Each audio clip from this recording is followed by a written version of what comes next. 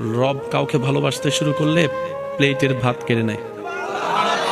আমরা কাউকে ভালোবাসলে এসি রুমে রাখি, রব কাউকে ভালোবাসলে ইব্রাহিম নবীর মতো আগুনে ফেলে। আমরা কেউ কাউকে ভালোবাসলে তাকে উন্মুক্ত করে দিই, উন্মুক্ত স্বাধীন করে দিই। রব যখন কাউকে ভালোবাসে ইউসুফ আলাইহিস সালামের মতো বন্দী করে রাখে। আমাদের ভালোবাসা ধরন, রবের ভালোবাসার বহিঃপ্রকাশ এক নয়। এবার আপনি বলবেন এটা কি ধরনের ভালোবাসা হয়? যে ভালোবাসলে কাঁটা দেয়, ভালোবাসলে আগুনে ফেলে, ভালোবাসলে আপনার এসি রুমে না রেখে আগুনের মধ্যে ফেলবে, ভালোবাসলে তাকে বন্দি করে রাখবে, ভালোবাসলে তাকে সারা শরীরের মধ্যে রোগ দিবে। এটা কেমন ধরনের ভালোবাসা? জেনে রাখা ভালো, গরমের মধ্যে এসি রুম সবাই পছন্দ করে। গরমের মধ্যে এসি রুম সবাই, ক্ষুধার্ত অবস্থায় খাবার সবাই।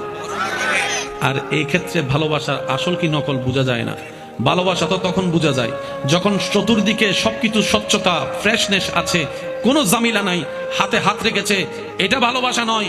যখন পকেটে টাকা থাকবে না তারপরে হাত ধরে রাখবে, এটা না ভালোবাসা। তাই তো আমার যুবক ভাইয়েরা বলে বিপদকালে বন্ধুর পরিচয়। এবার আসুন আমরা একটু দুনিয়াবি হিসাব মিলাই। এখানে আসার সময় মোবাইল এনেছেন, টাকা এনেছেন, কত কিছু এনেছেন।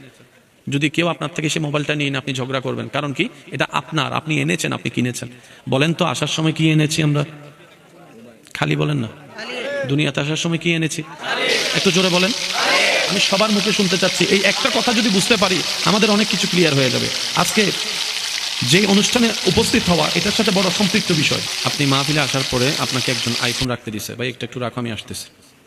কিছুক্ষণ পরে এসে সে আইফোনটা আপনার থেকে নিল, আপনার মন খারাপ লাগবে? বলেন, রাগ লাগবে কেন?